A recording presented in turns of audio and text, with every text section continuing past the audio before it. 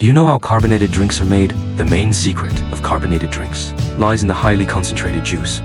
No one knows the exact ingredients of the concentrate, which could be the world's top-tier commercial secret. 2 barrels of concentrate like this can make 500 liters of beverage. Workers first disinfect the water, then filter it through multiple stages, neutralizing the water. Once the original odor is removed, the water is ready for use.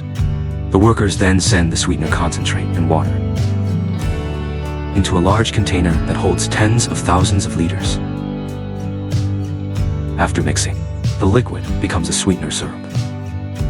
Once the syrup reaches the production line, water is added to dilute it by 5.5 times.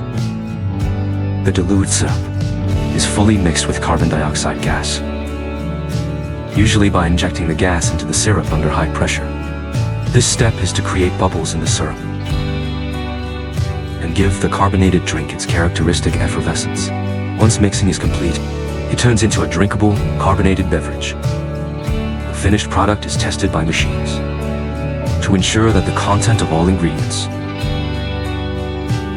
falls within the strict required ranges.